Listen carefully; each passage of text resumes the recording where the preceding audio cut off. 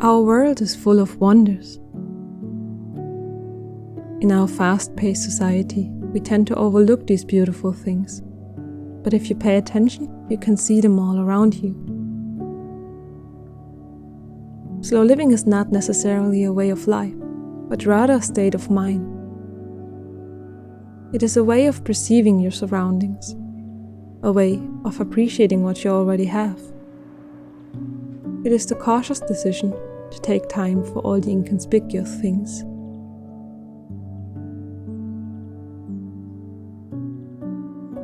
One way I practice slow living is by cooking. I like to take the time to enjoy the whole process, to perceive it with all of my senses. I always found it fascinating when people make coffee with a manual coffee grinder and a French press. A few months ago I decided to get one for myself, and I have no regrets about that decision. It's a great feeling to simply grind the coffee beans by hand. It's like taking a step away from modern technology, back to craftsmanship. Lately I try to get rid of more and more plastic utensils in my kitchen, so I bought a French press completely made of steel. Believe it or not, but it feels and tastes much better to cook with sustainable materials. At least to me. But everyone should set their own preferences, I guess.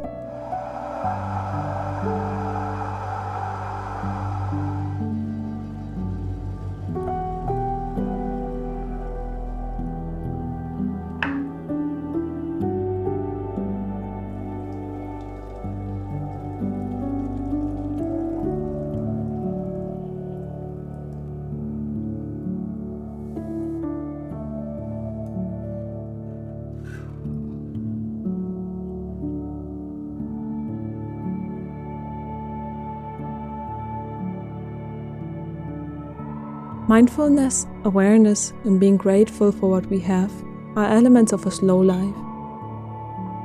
Lately I noticed more and more slow living content showing up on social media. It brings me so much joy to see other people sharing this perception, to see them being mindful and honoring the beauty in this world. We are living in a totally chaotic and destructive time, so to hold on to slow and mindful rituals feels like making the world a little bit better place.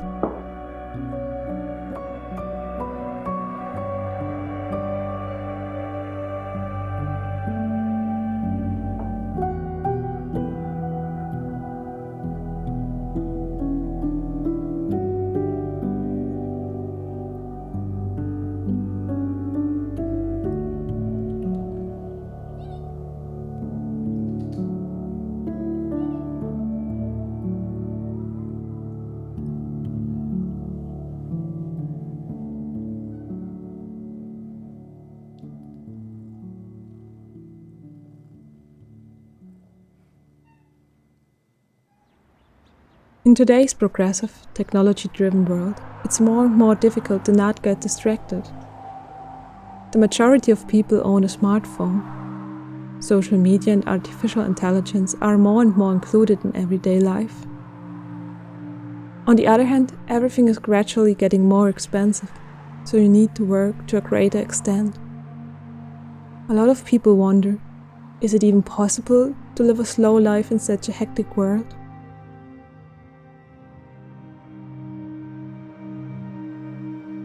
And don't get me wrong, I don't want to demonize technology here.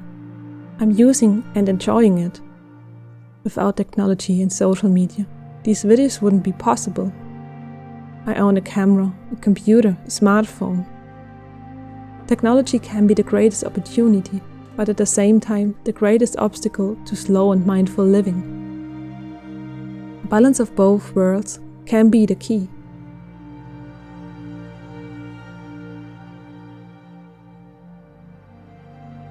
Slow living isn't made for everyone. I'm sure you also have to be a certain kind of person to enjoy this way of life. I guess a lot of goals and behaviors are tied to slow living. Nevertheless, everyone can incorporate small, slow living rituals into their everyday life. For example, I prefer the beauty of nature on my doorstep compared to traveling to distant places. I prefer to buy new items rarely and only when I need them, rather than constantly buying new things. When cooking, I prefer to work with sustainable utensils made of wood, steel and glass, rather than plastic. Slow living can be practiced in so many forms and ways. It's not a self-contained construct, but a fluid one. Living a slow life is different to everyone, but it's united by similar thoughts, beliefs and practices. For me, it's being outside and experiencing nature in all its facets. It's the gratitude for what I already have. I'm honoring the details in everyday life. I cautiously pause and perceive my surroundings. I'm embracing the inconspicuous. I deliberately take time for myself, even if it's only a few minutes. I prefer to repair and reuse things or buy sustainable high-quality products, which hopefully last for a long time.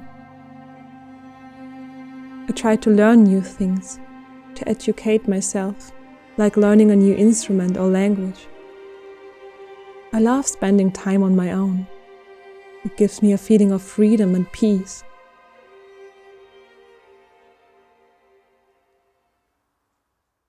In autumn, I like to collect mushrooms. It's a very calming activity.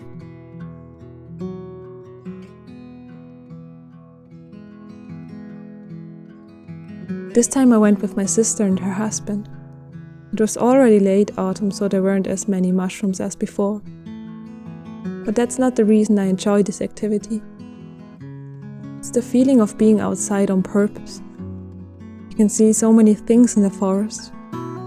You see how nature claims back its territory, despite all human attempts to contain it.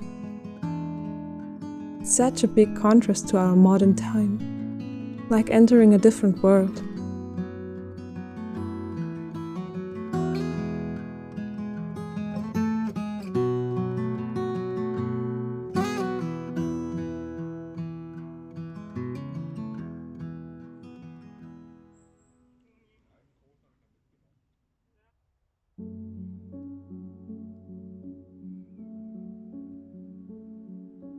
I love being in nature. It's healing. I love hearing the wind rustling in the trees.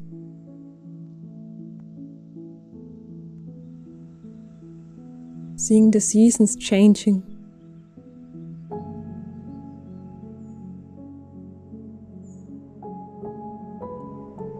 Feeling the first snowflakes of the year falling on my face.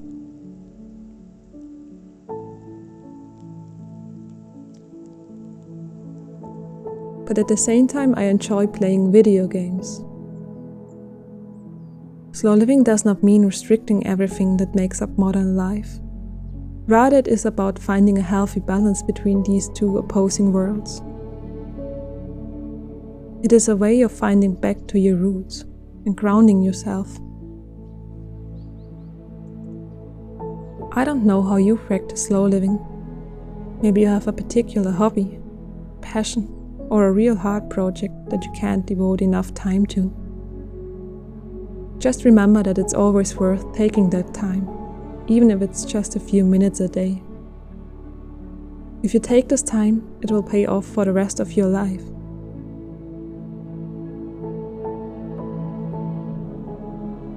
I'm not always motivated to cook, go outside, or put my smartphone aside. Sometimes it takes a hell of a lot of energy to even do what you like. Everything in life is an effort, and your weaker self often tells you not to do it. However, you have to bring up this strength, because in the end it's more worthwhile than giving in to the internal pull of social media and scrolling. Most of the time you feel pretty exhausted after scrolling and haven't really used your time meaningful. Nevertheless, your brain tells you that it can get entertained or educated with little effort. Going out into nature, cooking or learning something new takes a lot more effort. I have to take an active approach to the whole thing. but in the end it feels much more fulfilling.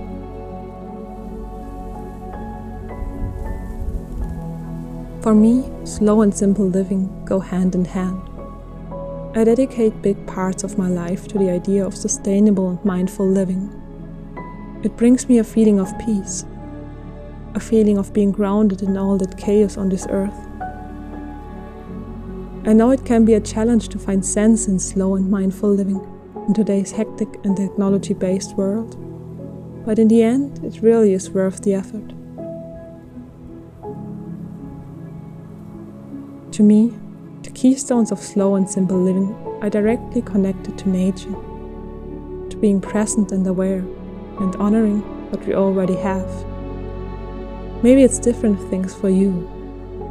Do not limit yourself. Remember, slow living is a state of mind. It's a fluid concept and no fixed portrait. You're your own creator and able to implement tiny slow living rituals into your daily life.